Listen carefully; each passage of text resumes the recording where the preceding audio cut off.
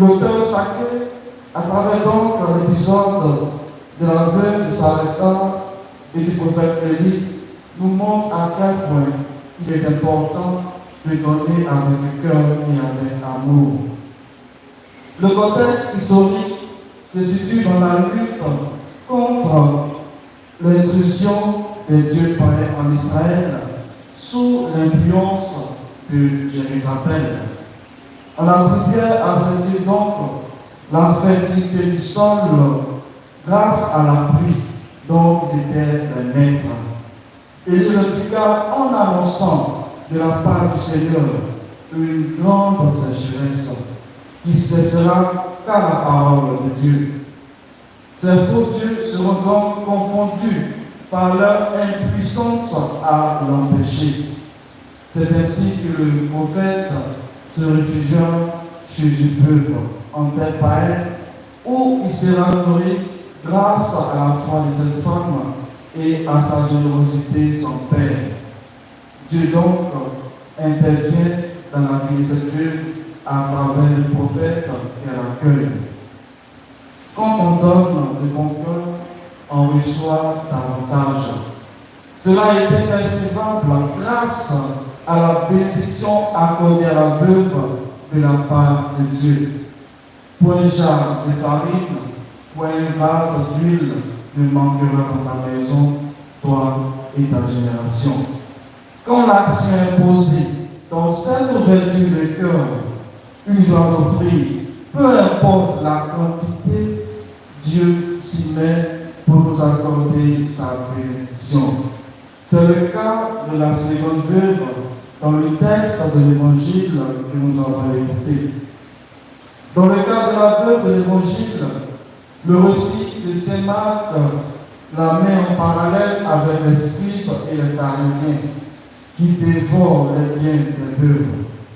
Elle ne cherche pas à paraître comme les autres. Elle n'est pas dans leur apparence, mais voudrait vivre telle qu'elle est, telle que la société la présente.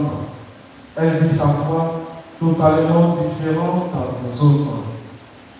Elle va même jusqu'à prendre sur son nécessaire pour manifester la priorité de Dieu dans sa vie. Pour elle, jeter un peu de monnaie n'est pas se détester l'obligation, c'est manifester une foi à toute épreuve. Bien chers frères et sœurs, elle est le modèle de tous ceux et de toutes celles qui sont prêts à aller jusqu'au bout de leur foi. Vous voyez avec moi que la parole de Dieu aujourd'hui est bien actuelle pour nous.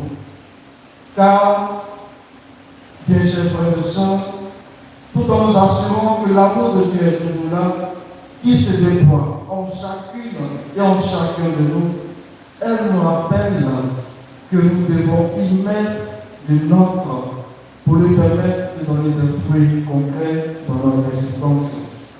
Sinon, comment comprendre que 2 pièces d'argent valent plus que tout ce qui est offert dans la salle du trésor? Pour Jésus, le plus important repose sur la manière d'offrir, peu importe la quantité. C'est notre obole, notre farine, notre huile que Dieu attend, comme celle des veuves que nous a présenté la parole de Dieu en ce jour. Nos offrandes sont prises dans ce que nous sommes, peu importe la quantité. Il s'agira pour nous désormais de donner sans contrainte, sans ambiguïté de vision et sans regret. Ambiguïté de vision. Très souvent, on donne et on se demande, mais on a donné, oui, demain il reste quoi? Oui, mais qu'est-ce qu'on doit faire? Est-ce que ça va suffire à la maison? Est-ce que, et toutes ces questions ambiguës, notre vision est avec Dieu. C'est pourquoi je parle de donner sans ambiguïté de vision.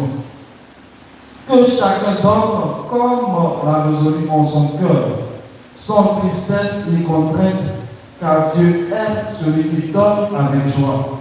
Nous dit Saint Paul dans sa deuxième lettre aux Corinthiens au chapitre 9, verset 7. Dieu respecte notre liberté. Il respecte la liberté de tous et de chacun, de donner